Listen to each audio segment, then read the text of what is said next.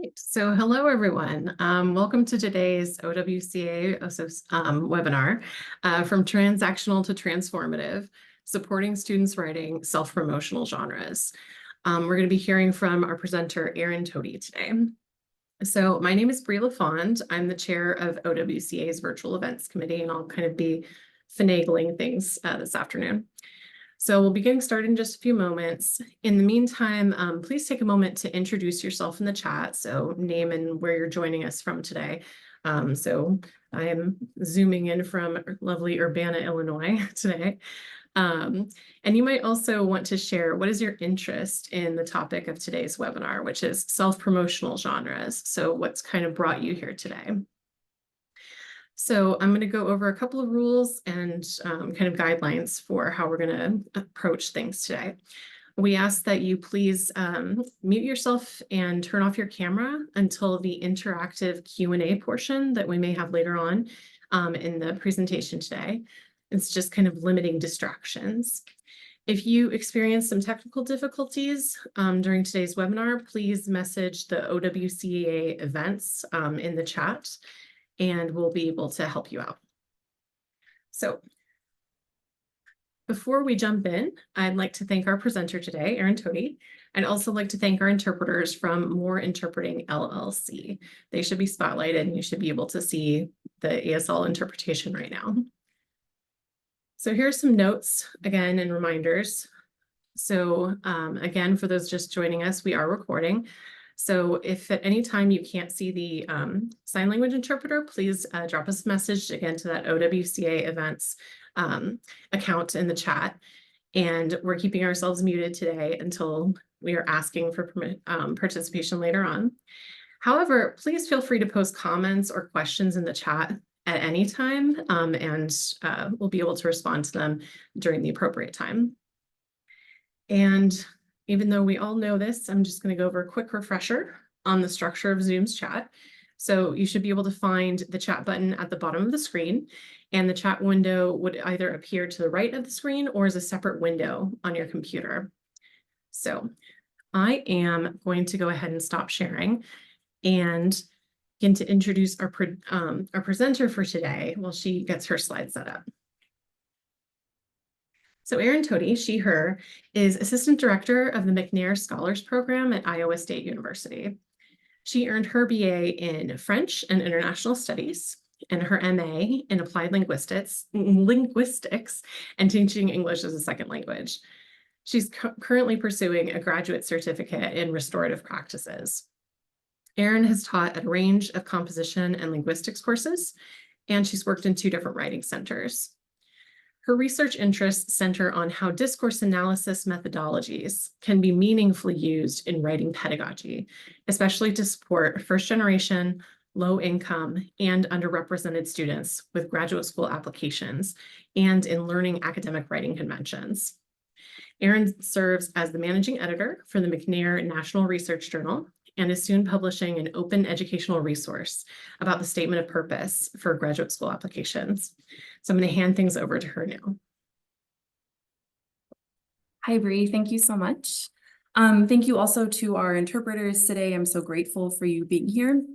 And also thank you all for joining. I'm really excited that there are 46 of us on this call and you came to learn about self-promotional genres. I'm really excited to be able to spend the next hour with you talking about how we can support students in writing self-promotional genres, because I think we know how challenging this can be. So as Bree mentioned, my name is Erin Todey and I use she, her pronouns. And today we're going to be talking about how we can help students who are writing these self-promotional genres. And I do want to spend a little bit of time thinking specifically about historically marginalized students. That is the population that I serve right now in the McNair program. And I'm going to start by giving my central thesis away, and that I believe it's possible for us to meaningfully engage with students of various backgrounds in these self-promotional contexts. And fundamentally, I think of it as moving from transactional to transformative. We're going to explore what that means over the next hour together. But my hope is that by the end, we'll have some tools and some specific strategies we can take back to our different contexts through a couple of different examples. So I'd like to start by talking just a little bit about myself, not too much self-promoting on my part. I'll let my students do that. So I am not currently working in a writing center, and I think maybe that's important to name. However, I have worked in several different writing centers. I've worked with graduate students in the Center for Communication Excellence at Iowa State. I also worked at the Writing Center at Grinnell College, which is a small private liberal arts college. Iowa State is an R1 research institution. I've also worked in a small private institution in Istanbul, Turkey, Koç University, and that's really where I started wanting to work with students on self-promotional genres, because I saw my students struggling to write their statements of purpose for their grad school applications. Now at Iowa State, I am in the McNair program. If you're not familiar with McNair, we are a federally funded TRIO program. We serve first-generation, low-income, and underrepresented students who are interested in pursuing doctoral degrees. And my job is to help them gain research experience and then work on their grad school applications. So in a way, my current work is really me being like an embedded writing consultant to help them with these self-promotional genres for their grad school applications, among other types of writing. I'd like to offer a really brief agenda for what we're going to cover today so that you know what to expect. First, I want to start by defining self-promotional genres and the definition of genre that I'm going to use. And then I'd like to spend some time talking about what this looks like in practice, specifically through 3 different genres we see students writing: personal statement for REUs, diversity statement for graduate school applications, and the statement of purpose for graduate school applications, which is my favorite genre. And we'll talk about that in a little bit more depth because that's where my research has been. And then what I'd like to do at the end is complicate this all a little bit and think about how we're considering the human element when we're working in these spaces of self-promotional writing, and how we can help our students move from thinking about these as really transactional genres to a more transformative site for writing. So the definition of genre that I'm using comes from John Swales, who is an applied linguist at the University of Michigan. And so this definition I'm using is very firmly rooted in applied linguistics and English for specific purposes. And Swales talks about genre as a communicative event, where we're really looking for a genre or a text type as having some set of communicative purpose. So that's driving how we would define a genre. Our goal today is not to get into defining each text, what's a genre, what's not, how do we distinguish between them. But I just want you to understand that the way I'm using genre might be a little bit different than some of you who might be coming from rhetoric and composition. There are some subtle differences here. But what's really important in understanding a genre or a text type is that it's having a clear communicative purpose, and that's driving how we're defining it. These texts, these genres have typically a clear prototypical structure, so we know what to expect from them when we're in the know. And typically members of discourse communities understand what these genres contain, but this might not always be the case for those who are novices to a discourse community, or as we see for our undergraduate students who are looking to join that disciplinary community. So let's think about a couple examples of academic genres. Well, the empirical research article would be one example of a genre. It has a clear structure, introduction, methods, results, discussion, and conclusion that's recognized by members of different discourse communities. They understand that each of these sections have a very clear set of things that they need to achieve. For example, in the introduction, we need to set up our background, the motivation for the study, and the study purpose. What's exciting to me about this sort of understanding of genres is that it allows us then to think about genres as having parts. And when we can break down these parts, we can more effectively teach them to students. Some other examples of academic genres might be a thesis or dissertation. It has a very clear purpose. It is to communicate a graduate student's lengthy exploration on a particular topic. Clearly, it has some overlap with a research article, but I think we can distinguish the purpose here. Another example of an academic genre is a book review, which has a very different purpose than the research article or the thesis or dissertation, right? It's to summarize and to evaluate new scholarship, typically a new book in our field. So with this understanding of genre that we're going to be using today as having a clear communicative purpose, I'd like to take a moment and have us think about what self-promotional genres we see our students engaging in. What are the genres that what are the self-promotional genres that students are bringing to you or peer tutors that you have in the Writing Center? And if you could just take a moment and put some into the chat, I'd like to get a sense of how we're thinking about self-promotion and the types of writing we're seeing our students doing.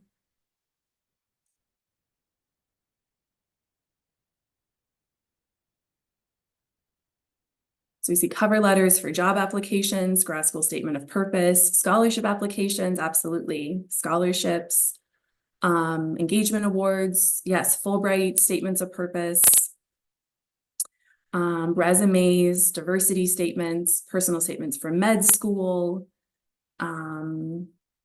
research statements for jobs, statement of like teaching philosophy, absolutely.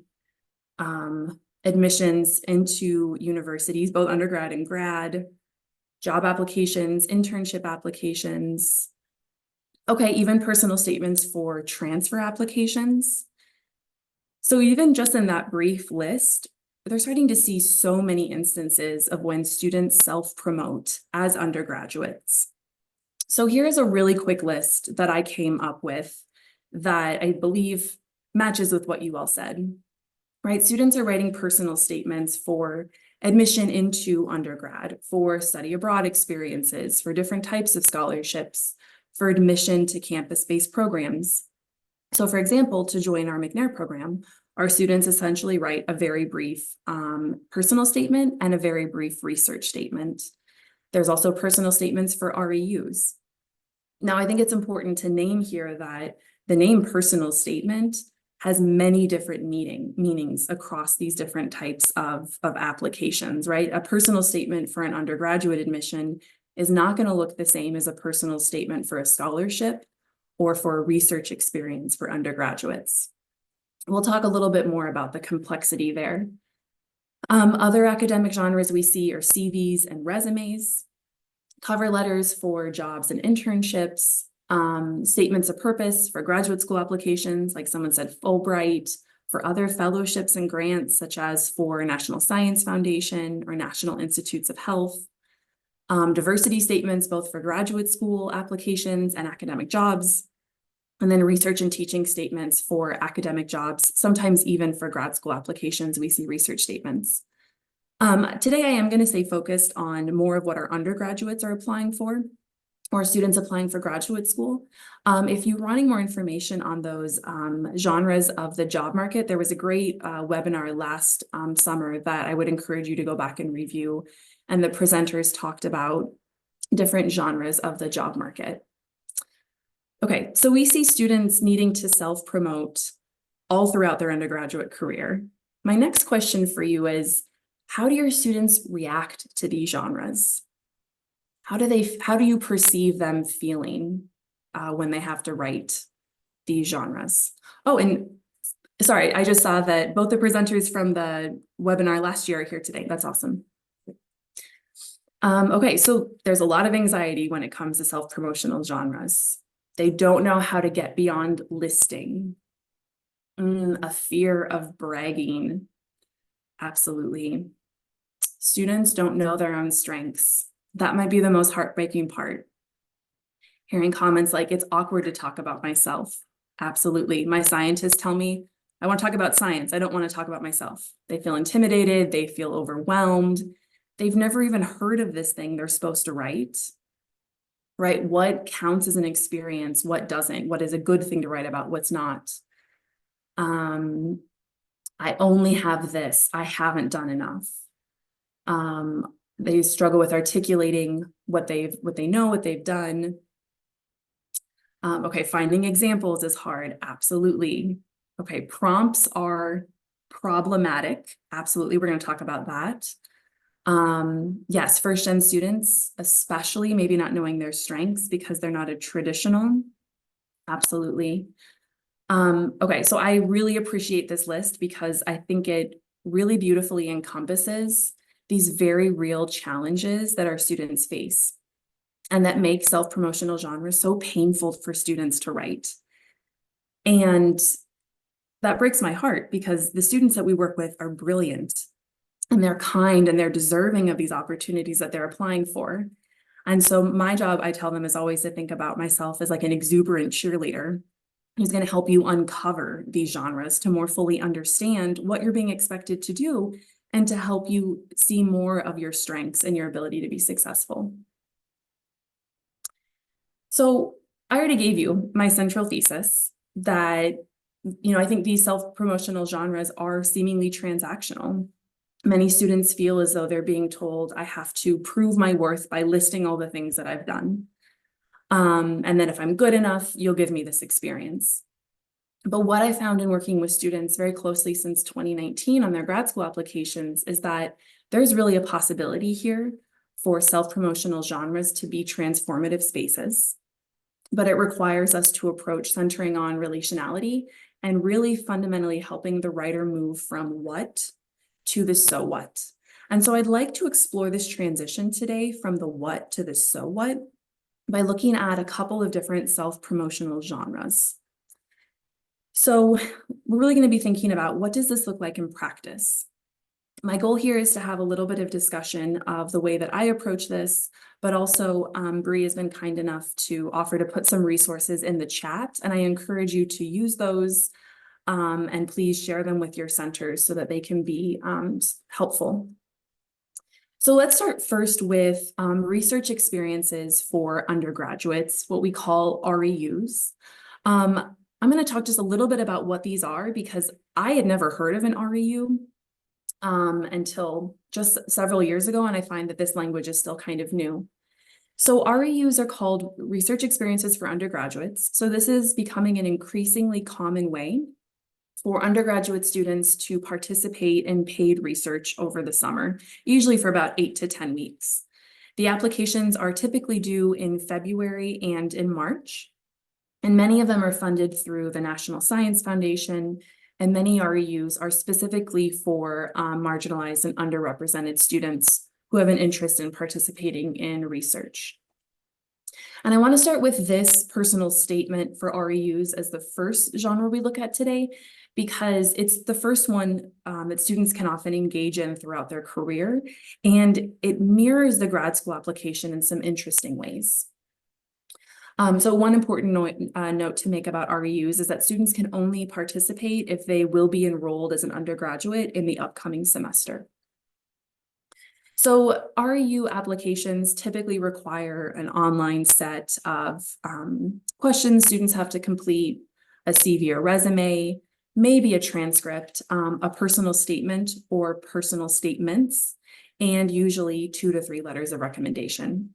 So somewhat similar to what we see required for graduate school.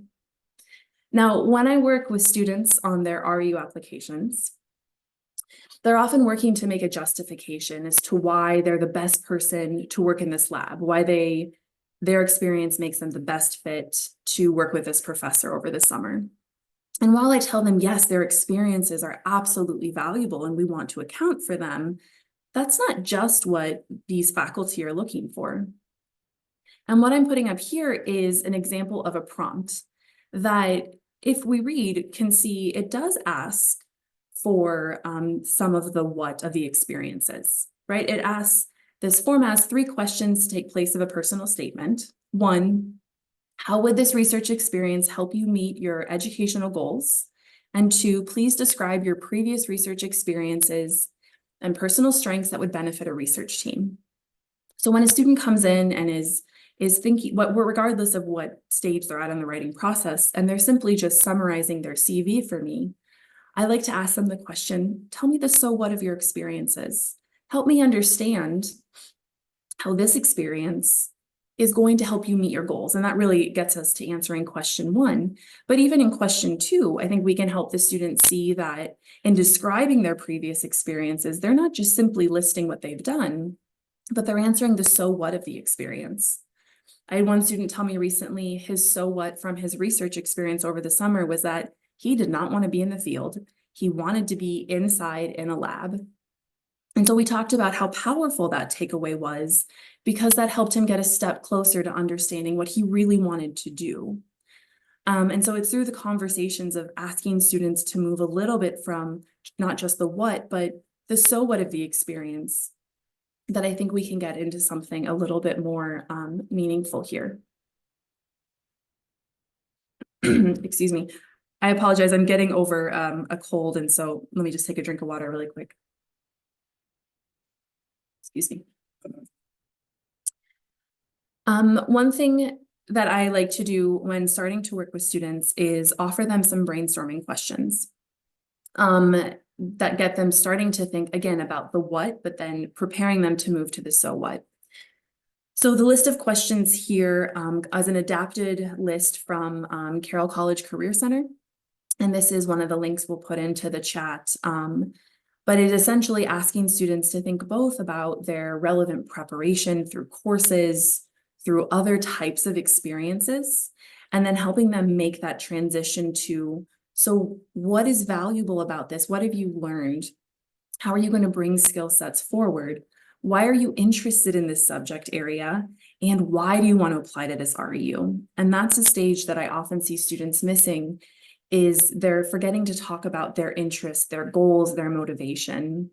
And that's often a driving reason or a driving point that people want to see in the REU to demonstrate that fit to a particular research experience for the summer. So I encourage you to use some of these brainstorming questions with your students as they seem useful in helping them think about how they can move from just simply listing those experiences and trying to really explicitly say, you know, I'm great for this, but instead move into a space of talking about how an experience has made them realize what they want to do and why this opportunity is the right fit for them. The next statement that we're going to look at is the diversity statement for the graduate school application.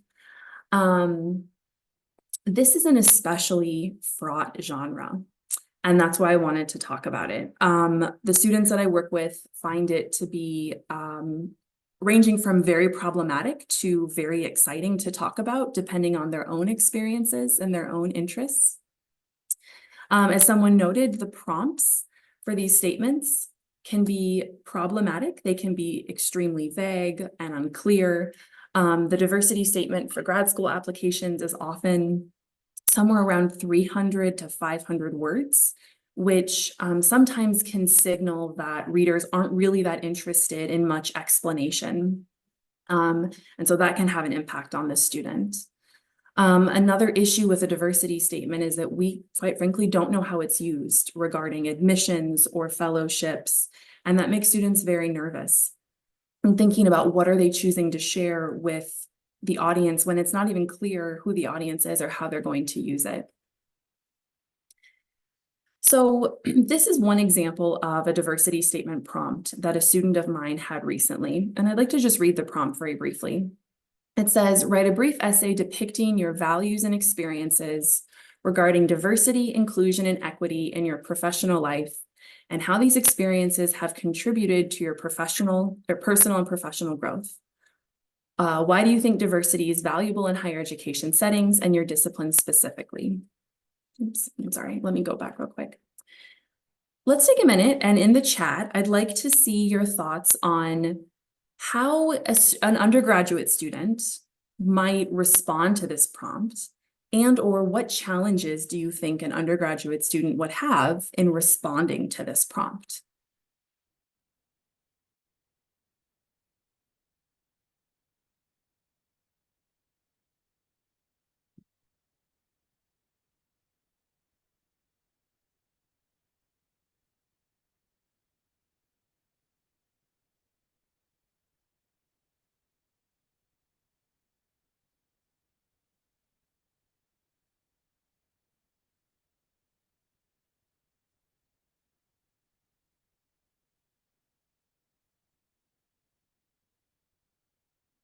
I'm not seeing any responses in the chats. Oh, here we go. I just need to be patient. This is a good thing for me to learn. Okay, so students might be uncertain about the difference between diversity, equity, and inclusion. They might be worried about offending someone or making assumptions. This prompt seems to ask for a stereotypical story. The growth suggests that you're supposed to narrate some kind of conflict and how you grew from it. Students might think there is a right way to answer this. Issues about disclosure, especially if they've had negative experiences. Right, they don't understand the terms of DEI and let alone how experiences connect with this language of diversity, equity, and inclusion. Okay, understanding professional life and professional growth. Saying what we think the readers want to hear. Okay, students might not see their university experiences as professional. A lot of students focus on the identities that they hold that are considered diverse as opposed to focusing on their actions or their work. Absolutely. Okay, so someone's in Florida and talking about touchy topics given legislation. If anyone has followed the news, I am in Iowa. We have had similar legislation that we have borrowed from Texas and Florida. This is also a very sensitive subject in the state of Iowa right now.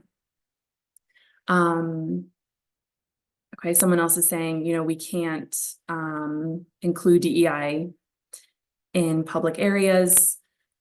There's a lot of other really fantastic responses that, for the sake of time, I'm not going to read all of them, but I think what we're all understanding very clearly is that this is an enormous ask for undergraduate students to be able to communicate this. And they're going to need some support. And particularly in some contexts, this could even be a slightly dangerous topic to discuss. And depending on the student's identity and lived experiences, this could be a deeply uncomfortable and potentially, it could be deeply uncomfortable and it might potentially ask them to relive traumatic experiences.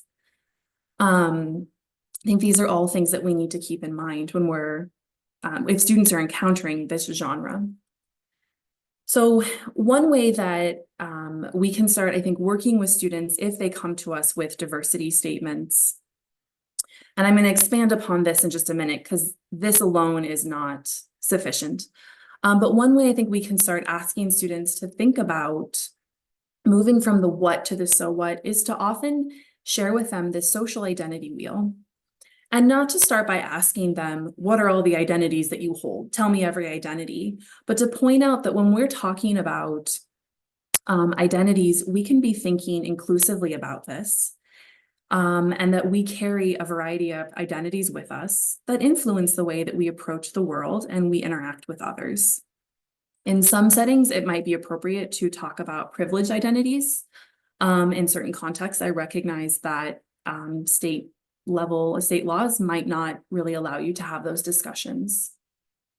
But simply by asking students to start to think on their own about how have their past lived experiences, and social identities influence the way that they show up in places, this can be one starting point. I'd like to make this a little bit more complex though. So let's consider this scenario. I am a white cisgendered woman and I work at a predominantly white university. Let's pretend that a student of color, a young woman that I've never met before, but was referred to me by a friend, as often happens, comes to my office and she wants to work on a diversity statement for a summer REU application. My first question to her is not going to be, so tell me all the identities that you hold. It's not going to be, point out to me on this wheel what identities you hold. We'll talk more about how I would approach this later in the webinar, but I think it's important that we recognize that this conversation needs to be scaffolded. We fundamentally need to make sure it is safe, and we need to build up to having a conversation where a student gets to decide what they feel comfortable sharing and not sharing. So along with two former colleagues from Grinnell College, Jennifer Somi Parks and Sarah Barks, created a diversity statement handout that we started using with students when they were writing diversity statements for grad school. applications. And the link should be in the chat. I encourage you to use it. And what we decided to do in this brainstorming worksheet was to offer a set of questions that invited readers to start thinking about the what of their experiences, but then to help them move into the so what, and to move beyond just simply being asked to list identities or list a challenging situation that they overcame. And actually on that worksheet, we defined diversity, equity, inclusion, and social justice to help students think about where they might choose to fit in, what language they're wanting to intentionally use. So the questions on the screen here are just a few of the questions in the handout. But what I hope that you're starting to see here is that we do ask students to start thinking about, what are your experiences with with diversity, equity, inclusion, and social justice? And then how have you contributed to these initiatives? And this can be a conversation with students so that we can help them think about, this doesn't have to be this enormous, momentous event that they created, but maybe it's the way they choose to show up in the classroom, or the way that they choose to relate to their peers and create spaces of belonging.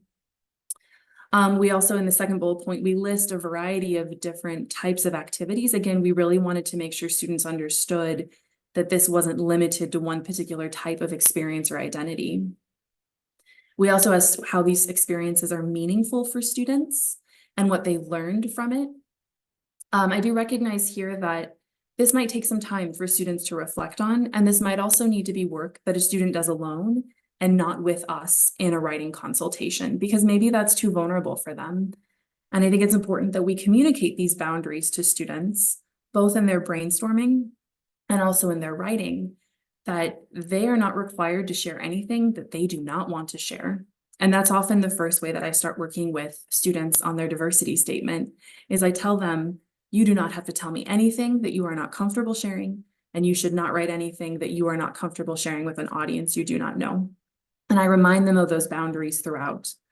I can't take away all of that fear and anxiety as I'm learning, and as much as I think we all wish we could, but we can continue to create safer spaces for our students. So again, I hope that these questions will be useful for you all if you work with students on this sort of this emerging genre, and as we continue to see it being combined with the personal statement and so on. Okay, now I'd like to transition to talking about the statement of purpose for graduate school applications. And as I mentioned, this is my favorite genre. This is where this is what I've been researching for the past several years.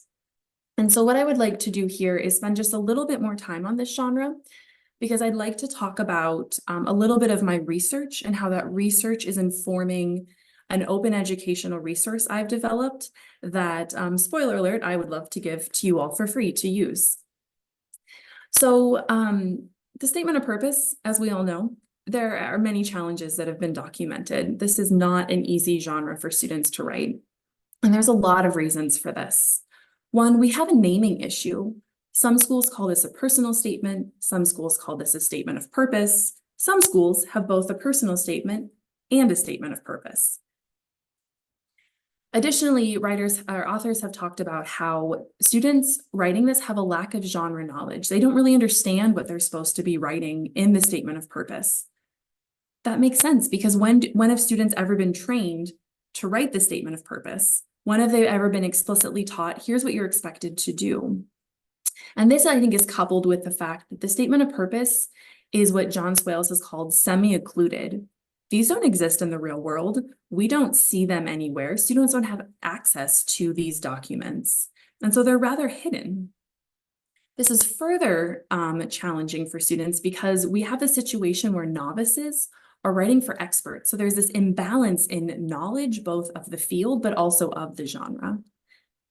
And then also this is written, the statement of purpose is maybe written once or twice in a student's career. So it makes sense that they wouldn't have a lot of practice with learning how to craft an argument and explain their motivation for going to graduate school. So it's because of all of these challenges that are documented in the literature and my own experience in working with students that I decided I wanted to study the rhetorical structure of statements of purpose so that I could understand the genre better, so that I could teach it better to students. So with that in mind, I conducted a genre analysis. I'm not going to get into all of the details of the methodology. If you'd like to talk about it sometime, I'd be thrilled. Send me an email.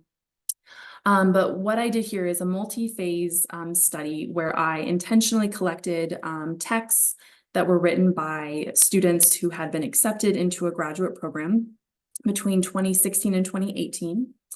I did a preliminary inductive analysis to understand what it was that writers were doing, and I created a preliminary framework based on that investigation.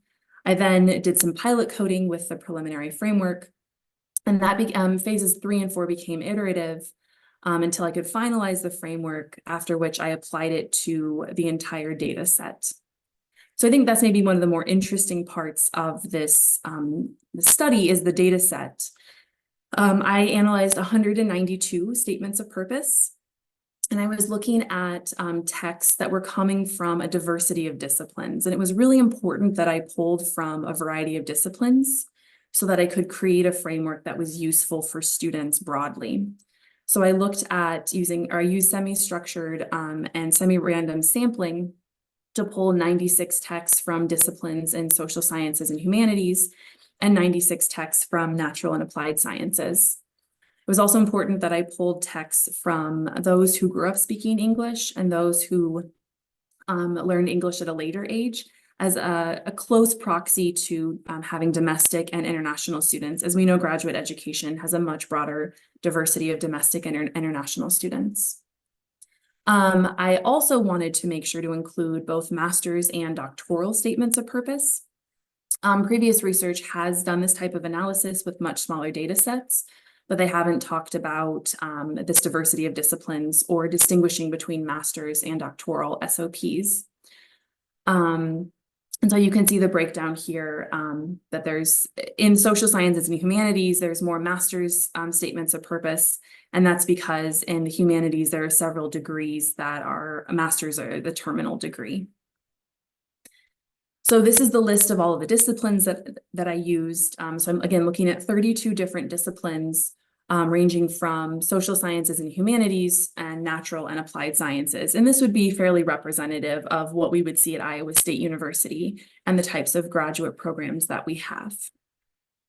So based on this analysis, I developed this statement of purpose framework, and I'd like to talk just a little bit about this. So based on my research, I found that there are 3 primary goals that writers work to achieve in the statement of purpose. We see writers talking about their experiences, talking about how their experiences lead them to their current motivation, and how their current motivation shows their fit to the graduate program. So there's a lot of cause and effect that's going on. When we're talking about experiences, there's a wide range of experiences that we can talk about. It could be educational, it could be research, it could be professional. Students might also talk about academic and professional success. They might also talk about discipline-specific knowledge. Maybe something they've learned in their courses has influenced the way that the way they're thinking about graduate school or what they want to study. For motivation, there are a variety of ways that students can engage in this. This could be from their personal experiences or different identities that they hold. And I find that in working with McNair Scholars, in particular, many first-generation students, they're very motivated to research and study and resolve negative experiences that they've had so they can make sure that other people don't have those same experiences. They want to make the world a better place. So we talk about how pulling from some of those personal experiences can help them show that motivation for graduate school. Motivation is also going to be based on research interests and career goals and objectives, and articulating this specific need for continuing education. For fit to program, this is often the most forgotten part in the statement of purpose, or the part that students don't realize they need to address and tailor for each school. But here's where they're going to address their interest in a specific program, the professors they want to work with and why. Maybe they're going to want to project success, and they'll conclude the application by talking about, maybe their enthusiasm for joining the program. So I developed this framework and I started using it with my McNair scholars. Awesome, great. It wasn't enough. And I think all of you are probably thinking, well, yeah, duh, you can't just give a framework to people and call it a day. But this framework, I realized I wanted to make sure it was relevant and useful to students. And so I was able to obtain a small grant at Iowa State. And this grant allowed me to craft an open educational resource called A Guide to Writing the Statement of Purpose for Graduate School Applications. This resource is intended to be a freely available resource. It's essentially an online textbook that can be downloaded as a PDF. And if you'll notice in the contents on the right side of the screen, each section talks about the 3 different parts of the framework. Excuse me. And then it also, I start the guide by talking about the different components of the grad school application. And I end by talking about engaging in a writing process. I also include 10 examples of statements of purpose written by McNair scholars who were accepted into graduate school. And those are all annotated with the framework so writers can see specific examples of the text. And then the very last section is some words of wisdom from a student that I worked with. So the theoretical background of this is really based on this idea of scaffolding and also developing genre awareness. So I guide students through thinking about an example text, what is a writer doing, working on some brainstorming where the brainstorming is intended to match the framework. We then look at a direct explanation of the parts and then look at another statement of purpose that's annotated so the parts of the whole come together. And then we end with some more brainstorming to get students thinking about their own context. And this is the cycle that sections 2, 3, and 4 all go through. Again, all based on this idea of scaffolding and creating more genre awareness through explicit and direct instruction. So I can tell you anecdotally that this seems to be working, and this is one reflection from a student. For the sake of time, I'm not going to read the whole reflection, just the bolded parts. But this student, was talking about how in working on her personal statement, actually for occupational therapy, she found that when approaching the personal statement as transactional, one where she'd produce something that would appease others, she began to write solely with acceptance in mind. She says, it was when I began to lay out how my experiences and motivations led to my pursuit of occupational therapy that my writing became clear. And in talking with her about her experience, I was so pleased to see that she was already identifying this idea of moving from transactional to transformative, moving from, I'm going to tell you what you think you need to hear. I'm just going to list all my experiences and try to appease you, versus I'm going to tell you these experiences and what they've meant and how I've grown and how I know I want to pursue this thing because my life has led me to this. And that movement from that what to that so what over a variety of meetings that we had was valuable for her. She was accepted into an OT program. She'll be starting this fall. So what I would like to offer to you all is to be able to use this resource. I believe the link to the statement of purpose OER is in the chat. And what I would like to point out is that this is the very first version. This summer it is with reviewers. I'm going to be piloting it this summer and this fall and then making some revisions in the spring. So by the end of next spring, it should be finalized. But if you're interested in using this statement of purpose resource with students at your institution this fall, I invite you to either scan the QR code, click this tiny URL link, which also should be in the chat, or email me directly. And I would be happy to do a free 1-hour virtual workshop with any students at your institution to start talking about the statement of purpose and introducing this guide to them. And that's my way of trying to offer some support as I look to pilot this resource. So I'm going to leave this QR code up just for a minute for those who are maybe still scanning it. And at this point, what I'd like to do is pause and ask what questions are coming up or what comments are coming up.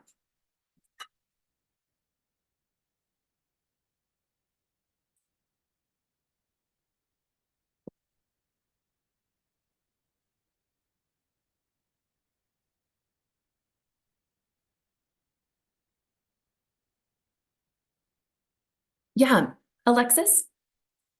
Yeah, well, first of all, thank you for your generosity. That's really great. Both making your work open access and then offering workshops.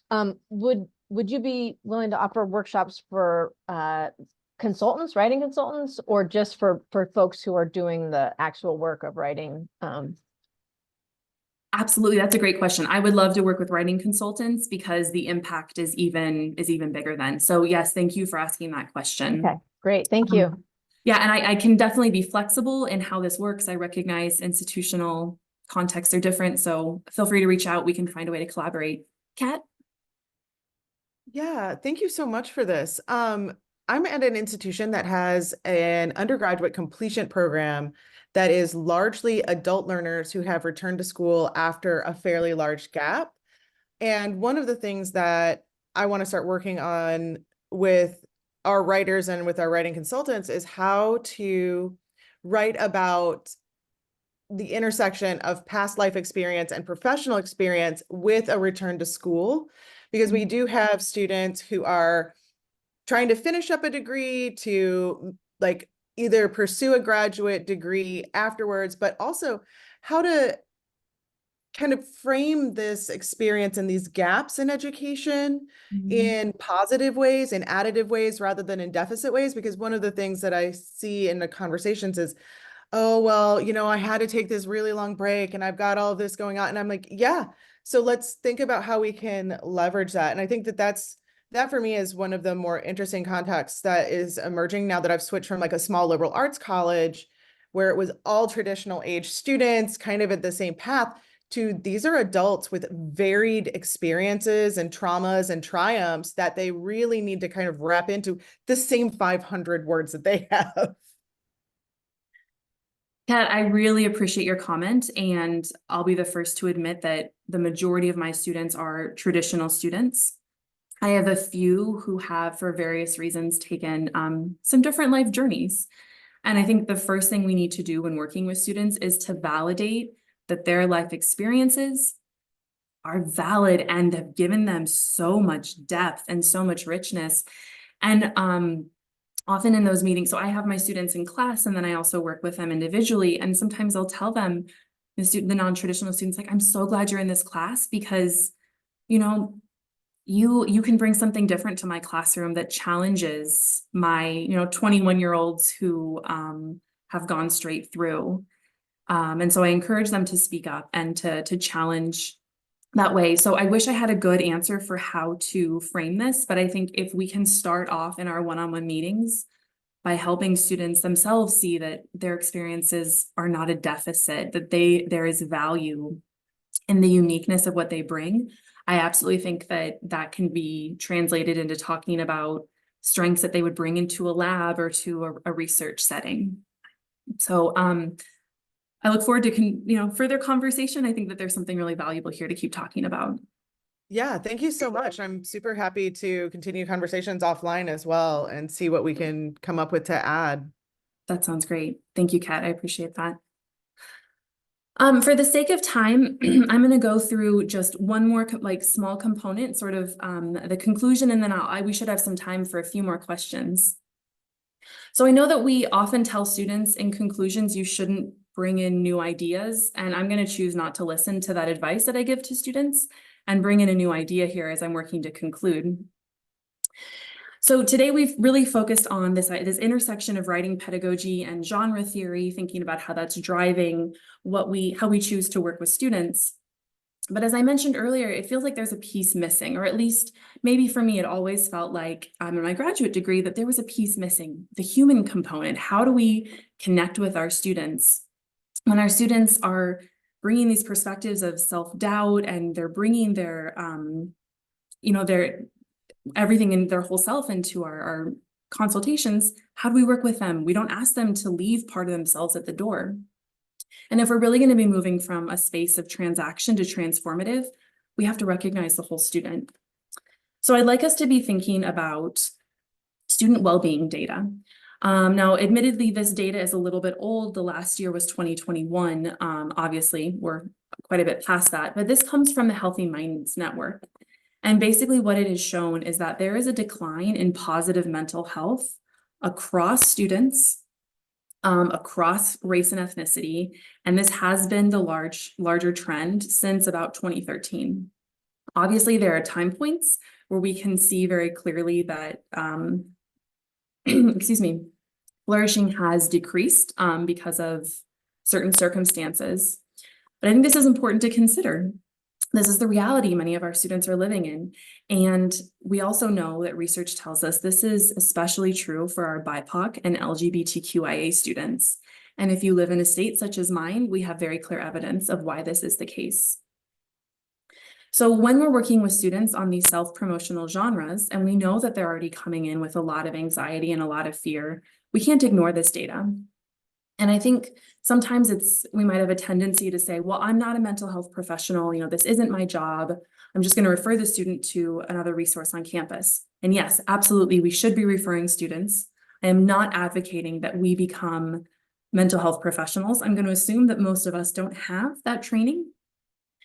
And I think it is possible that when we're working with students and asking them to move from this transactional to this transformative space, that we might be able to use some different pedagogies to help guide us. So one approach I'd like to briefly introduce is called trauma-informed pedagogy. And this to me has been really transformative, I guess, in the way I think about how I approach my students, both in the classroom and also in these one-on-one consultations.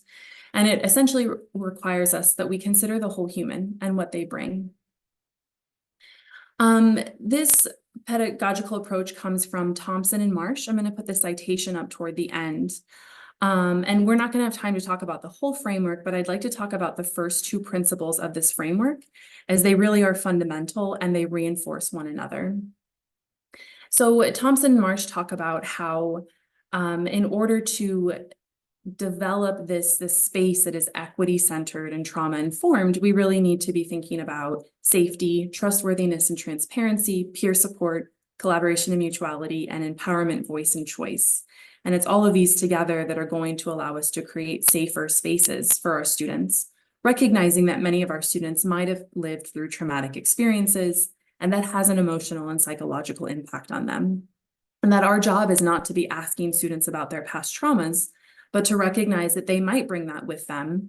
And we never know when they might be triggered or how on a given day they might just be feeling particularly challenged, especially when working with some of these self-promotional genres.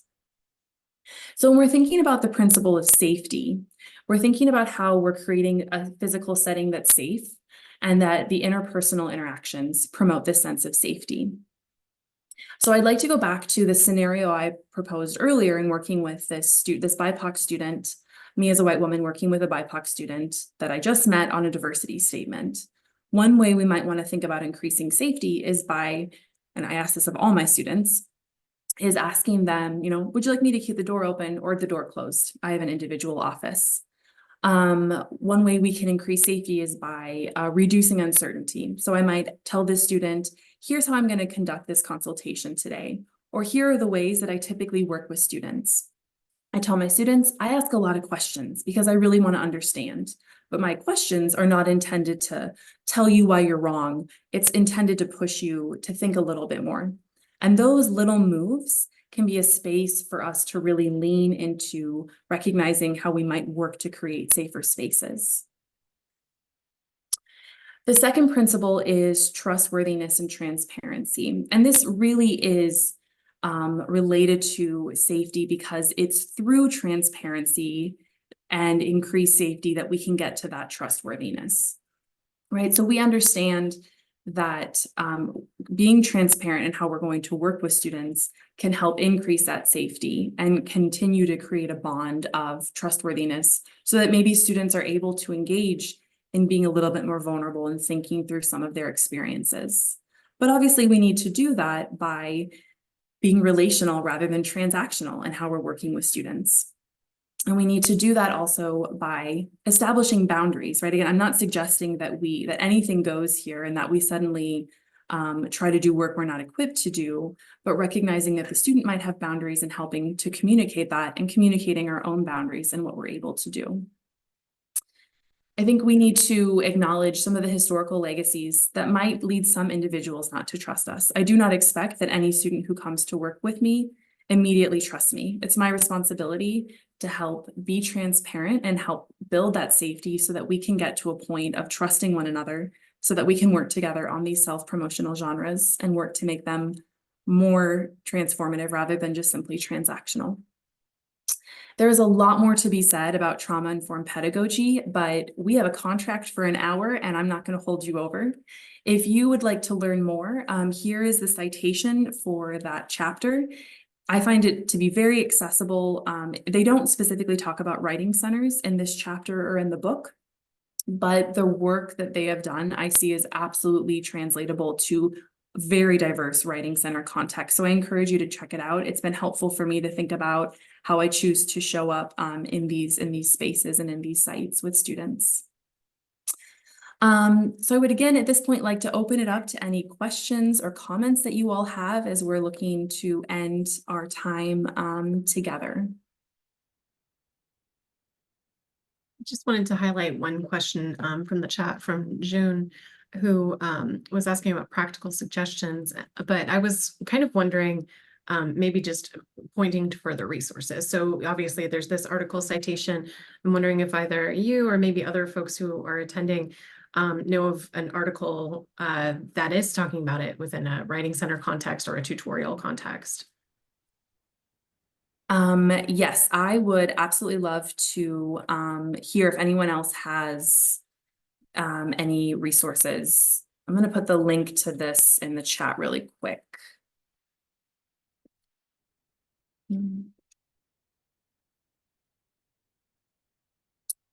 I know that there's been an increased interest in talking about well-being in writing centers, and so I'm sure that there is scholarship.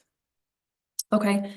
University of Arizona Writing Program hosts an annual writing and well-being conference. I appreciate that tip. It looks like I'm going to be looking at a new conference soon.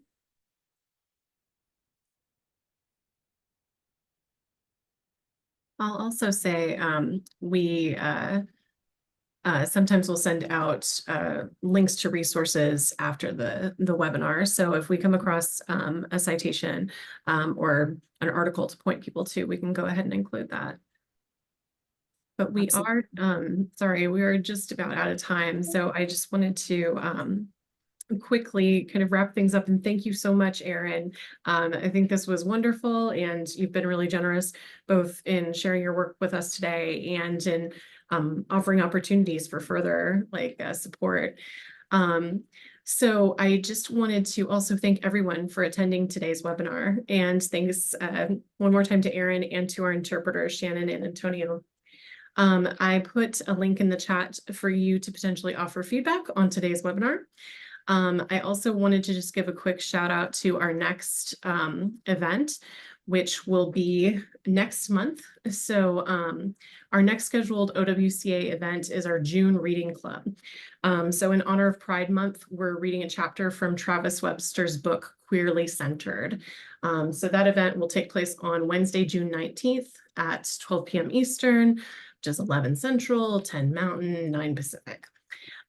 So I will go ahead and drop a link to the registration in the chat as well. So thank you again to everybody, and please take care and have a great rest of your day. Thank you, everyone. I appreciated spending this time with you. I hope you'll reach out if you've got questions.